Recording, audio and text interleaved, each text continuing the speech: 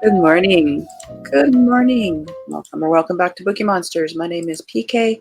It is Wednesday, July the 3rd, and we are here to look at new releases that being set into the wild this week. And on Wednesdays, we look at romance books.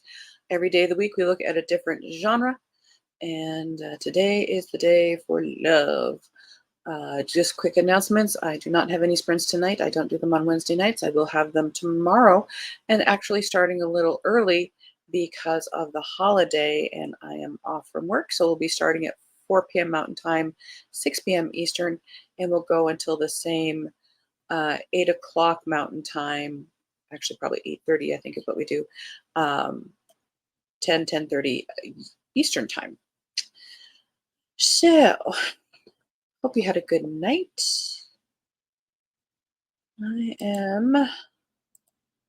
I did, and this is my Friday, which makes me very happy.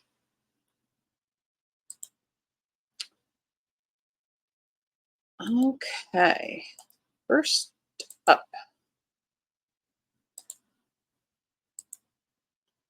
Love of My Afterlife by Kirsty Greenwood. This is a Good Morning America book club pick. Who cares? A recently deceased woman meets the one in the afterlife waiting room, scoring a second chance at life and love if she can find him on Earth before 10 days are up. If she isn't dead already, Delphi would be dying of embarrassment. Not only did she just die by choking on a microwavable burger, but now she's standing in her shine like a star nightie in front of the hottest man she's ever seen, and he's smiling at her. As they start to chat, everything else becomes background noise. That is until someone comes running out of a door yelling something about a huge mistake and sends the dreamy stranger back down to earth. And here Delphi was thinking her luck might be different in the afterlife. When Delphi is offered a deal in which she can return to Earth and reconnect with the mysterious man, she jumps at the opportunity to find her possible soulmate and a fresh start. But in a city of millions, Delphi is going to have to listen to her heart, learn to ask for help, and perhaps even see the magic in the life she's leaving behind.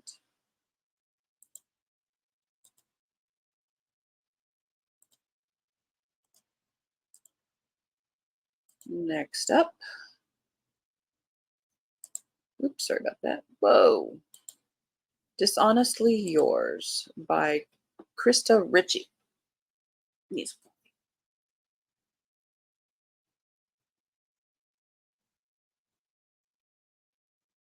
coffee is required. Lots of coffee. Good afternoon, Helen. How you doing? Hope you're having a good day. Good morning, Mary. Happy Wednesday. And Mary says hi to Helen. Kind of a different take on romance, exactly. So what happens after does she get to continue to live, or what happens? I kind of thought when you go to the party barge, you're dealing with yourself. Anyway, oh, this is actually by Krista and Becca Ritchie. Dishonestly Yours. Starting fresh is the only way Phoebe can escape a life of crime, but her best friend's older brother complicates honest dreams. Phoebe Graves grew up in a family where deception and seduction are as commonplace as breathing. The Graves and her best friend Haley's family have been on the run their whole lives, but after a high stakes con job goes south, Phoebe and Haley decide to run away and start over. The small Connecticut town they settle in seems too good to be true. The biggest flaw in their plan is Haley's frustratingly handsome brother, Rocky, who insists on coming with them. Living honestly isn't in his DNA, and his past with Phoebe is downright messy. He's everything she wants, but nothing she can have. Phoebe worries that Rocky will tempt them back into their old ways, where lying is second nature. She doesn't want Rocky to mess up the new life she's begun for herself. The longer she stays in town, the more she realizes that what it means to have a reputation and what a normal life with the man she loves could look like.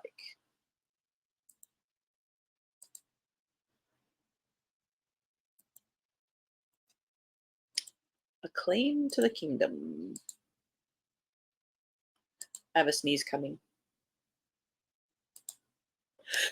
Excuse me. Like my earrings? Oh, thank you. At least if I can. Okay, hang on a second. Actually, I just found that I had these. I must have bought them in a clearance from like Joann's 3 years ago. And I was looking for a bracelet that I had and found a couple sets of earrings like that I'd never worn. Like, oh, I could wear these now. The Kingdom to Claim by Sean Ann Bessie, Wessex, 878 AD. Aisley's young life was changed forever when her father accompanied King Alfred into battle and lost his life in a deadly skirmish with the Vikings. Now, almost 7 years later, the Vikings are once again rallying on Wessex's borders, and Aisley fears that her older brother may have treacherous plans to betray the king by aligning himself with the invading Norsemen. But when Aisley encounters a handsome nobleman in the market, she feels the first stirrings of hope. Though they met only once when Aisley was little more than a child, she recognizes him immediately as one of King Alfred's most trusted men. It has been years since Breck has seen Aisley, but when he spots her in the marketplace, he finds himself inexplicably drawn to the copper-haired young lady with a gift for healing. Before his fledgling feelings for her can develop into something more, however, a Viking attack tears them apart. King Alfred is forced into hiding, and in a matter of days, the Saxon nation is brought to its knees.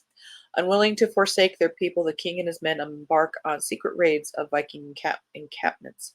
But when Aisley joins the fight, Breck must reconcile his steadfast loyalty to King Alfred with his growing love for the king's newest warrior. Kind of surprised we don't have a shirt falling off with a woman draped across his chest.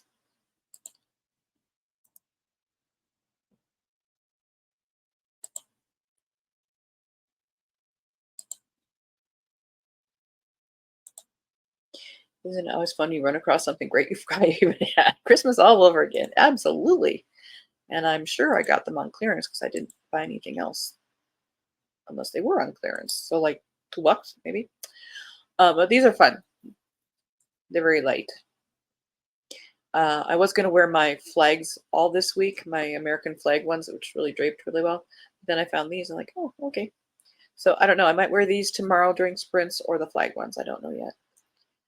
Boss Lady by Ali Frank and Asha Humans. Antonia Tony Arroyo's protective mother has outdated notions for her daughter's life. Employ her natural beauty and marry young. But Tony has wholly different aspirations. A promising inventor and budding entrepreneur, she fights to keep her passions alive as a financially strapped mother of twins with a job in airport transportation services that has her going in circles. One treasured frequent passenger is elderly traveler Sylvia Eisenberg, Tony's sage but unofficial advisor and cheerleader. When Tony meets Sylvia's grandson Ash, a striking venture capitalist, luck just might bend her way. With a game-changing new business endeavor in development, Tony hustles an opportunity to pitch her idea on TV's Innovation Nation.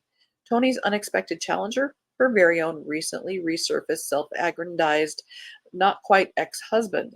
As Tony's interrupted past collides with her tenuous future, she is more determined than ever to follow through on her delayed dreams. Tony's been clinging to maybe for so long. It's finally time for absolutely.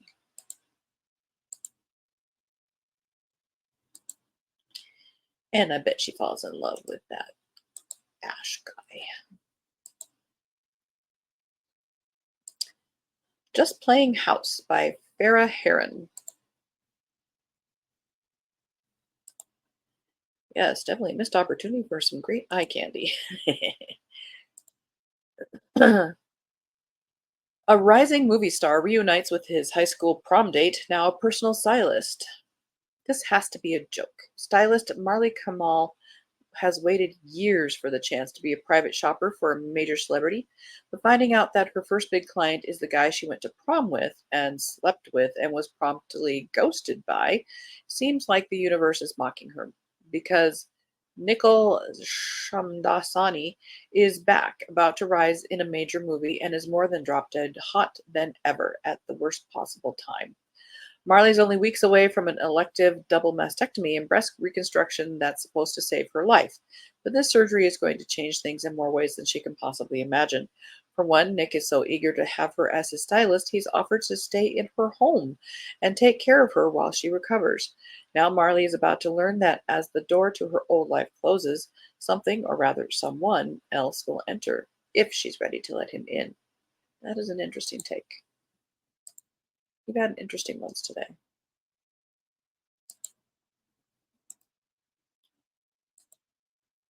Resorting to Romance. That sounds like a beach read by Jennifer Shirk.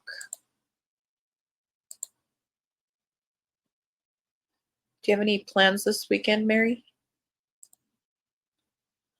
For the holiday in the US? And Helen, what does the UK do? Your UK's England's kind of on the other side of this whole holiday thing.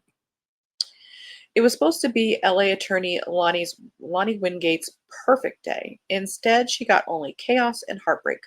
Her fiance stole her promotion and ended their engagement, leaving her career and her future dangling by a thread. You didn't want him anyway if you did that. Then, when Lonnie tries to go to her safe place, her family's quaint North Carolina resort, she finds it's up for sale. But Lonnie didn't get to where she is without a fight. So if a developer is coming by to assess the property, the place she feels most connected to her long gone mama, well, Lonnie and her sisters will serve up a taste of Southern hospitality he'll never forget. Ian Hollowell hasn't experienced Southern hospitality firsthand, bless his heart, but he's pretty sure that this is not it. Between the storage room accommodation, the all sugar sweet tea, and a lethally hot pepper omelet, he's getting the sense his welcome is anything but. Still, he didn't get his ruthless reputation by quitting when the game gets interesting. And Lonnie is one adversary Ian can't resist, especially when family revelations start pushing Lonnie to question her loyalties. Now a round of keep your enemies close might be flipped on its head, etc., etc., in this book. That sounds kind of fun. And yes, this Debbie Maycomer book is new. I checked. This is not a republishing. Mary says she's going to a friend's house for a picnic dinner and then home to keep the doggos company. Aw, Aya hates the noise and is scared. Bella isn't bothered but senses Aya's concern, so hope Keo does okay. He does. Our previous two dogs, Riker, the shepherd, and Kita, was very afraid of them, and Thunder. We got him at age 3, so we don't know what caused him to be afraid. And the only thing that I found that worked was mutt muffs. They're noise canceling headphones for dogs, shaped for dogs. And then I would be downstairs and playing movies loudly. That was all that worked. I hadn't seen fireworks in 12 years that I had my baby. My other dog at the time saw that Riker was getting attention, so he was saying, "Yes, I'm afraid too, and I need attention too." So, but happily, last year we've only had Keo a year, but we've had some fireworks this week, and he seems to be okay. He's a sleeper. And our subdivision is outside city limits, and we are ground zero for fireworks. We get the big mortars and everything. It's a show. Helen says, "Fourth doesn't mean anything." I know. It's just another day. Saying that. It is election day to see which party will run the country. Ooh, that will be interesting. Helen, feeling sorry for myself. God, oh, no. Oh, honey. Oh, Helen, I'm so sorry. Sending you lots of healing vibes and wishing you well. Yes. So I will pass along to you what has worked for me, and maybe it'll work for you. I never got the shot and I never got COVID. Early on, I saw a video that says if you take every day quinine in the easiest ways in the form of tonic water, in little cans or bottles, and vitamin D and zinc, it will boost your immunity so much. And I haven't even gotten seriously sick in 4 years. So once you're past that, maybe give that a try. But in the meantime, lots of rest. Lots of rest and fluids. You've not had it before? Well, I'm glad. I'm glad. Oh, I'm so sorry, honey. Books and rest. Under the summer sky. Love finds you when you least expect it. Marriage wanted. Weddings were Savannah Charles's business, and she was an expert on marital bliss, but she'd given little thought to her own day of joy until divorce attorney Dash Davenport offered a proposal that would benefit them both. Yes, from beginning to end. Dash claimed he'd never be convinced I do could last forever. Well, when you're in that job. So when he asked Savannah Charles to marry him, it was out of mutual necessity, not love. Yet he never expected to marry Savannah. That's not a reason. The most passionate woman he'd ever tried not to love. First comes marriage. When Zach Thomas merged his business with the Hartman family firm, that was the only Hartman Thomas merger he wanted. But Janine Hartman's grandfather had other ideas, one belonging to a different place, a different time when marriages were arranged by families. It would be a perfect match, he insisted. You two suit each other. Zach and Janine didn't agree. In fact, they agreed on only one thing, that Gramps was a stubborn, meddling old man. But what if he was right? I'm suspecting, I'm wondering if this is like two novellas smooshed together, but it doesn't say anything. And on Goodreads, it said this was an original published. So I don't know. And perhaps one does not care. It is a good read, whether or not. The Villain Edit by Laurie Devore. Good villains make good TV.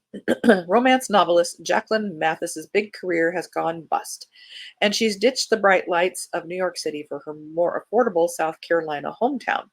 Desperate, Jack dreams up a comeback plan. She's going to be a contestant on The One, the most obsessively watched reality dating show in the world. After all, Jack is a romance writer. She knows how to pull off a meet cute and create a spicy plot line. On set, Jack quickly establishes herself as a frontrunner for Bachelor Marcus's heart. But she's shocked to discover who's actually pulling the strings. How was she to know that Henry Foster, her last one night stand before the show, was actually a longtime producer on The One? Henry is just as horrified, but they can't seem to keep their hands off each other. As Jack plays the game and the show unfurls, she slowly discovers that she's getting the villain edit. They say there's no such thing as bad publicity, but as Jack's secret plan begins crumbling around her, she's not so sure. What happens if Marcus chooses her? Worse, what happens if her affair with Henry comes to light? What if, in trying to save her career, Jack has ruined her life? That sounds kind of funny. I'm going to check that out further because that sounds kind of funny.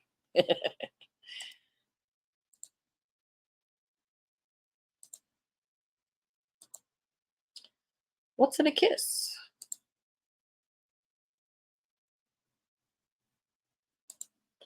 By Lauren Kate. This is not how Liv wanted to see Jake Glasswell for the first time in 10 years. Once her high school rival and prom date, prom's the theme, who humiliated her, now a successful TV personality, he's more attractive than he has any right to be. And he's her lift passenger. Since the prom night kiss that never was, Liv's life has not gone to plan. She deferred Juilliard to be with her mom during a crisis, and now she swears she's happy as a recently furloughed drama teacher going on no strings dates. This weekend, she's maid of honor to her best friend Masha, and of course, Jake is the best man. But when Liv glares into Jake's eyes as Masha says, I do, the universe turns on its axis, and Liv is suddenly living a version of her life where prom night was the beginning of her and Jake, not the end. And it turns out he's the love of her life. The catch? Her mom and Masha hate her now. What's in a kiss? Maybe everything. Another interesting concept. They're being very clever today. They're not being as fluffy. What's up with that? I mean, they're fluffy, but they're not. Meet Me at the Starlight by Rachel Hauk. 1987, supermodel Harlow Hayes seeks solace in a quaint Florida beach town to heal from a heartbreak that shattered her entire world. To her surprise, she encounters Matt Knight, a Hollywood A-lister with a bad boy reputation, who has returned to his hometown to help his plucky grandmother Tuesday save her century-old skating rink, the Starlight. The Starlight holds a special place in the hearts of the community, once acting as a refuge for Depression era families and bringing the town together with gatherings and celebrations.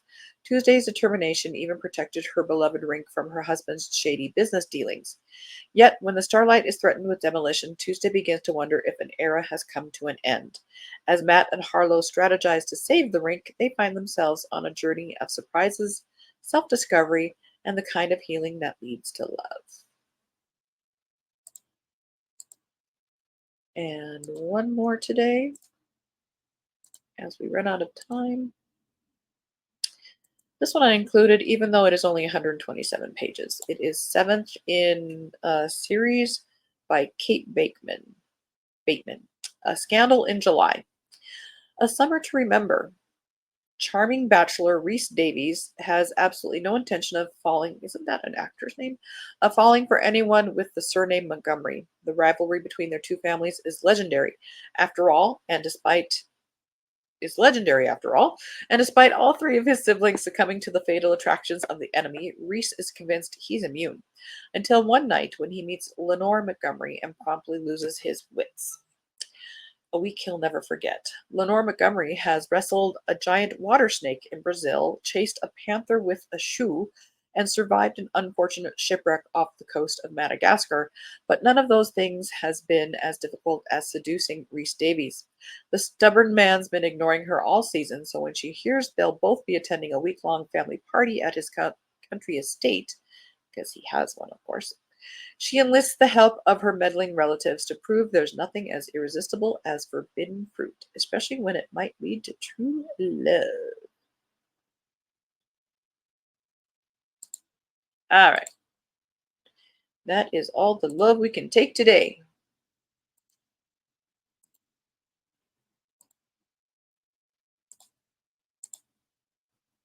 Whoa, we are really out of. Whoa, there we go. Now we're in focus. Oh, and Mary said, about time. Most read the same over and over, so nice to have some twists. Exactly. I mean, all in one week, that's fantastic. I'm not complaining. In fact, I'm going to check out that Villain Edit one.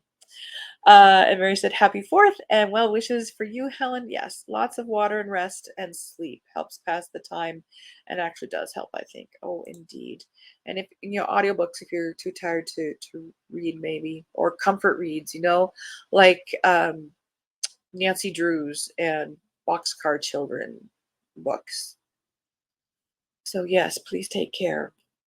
All right, guys, that is it for today. Again, no sprints tonight. I don't do them on Wednesday. We'll be doing them tomorrow on Independence Day here.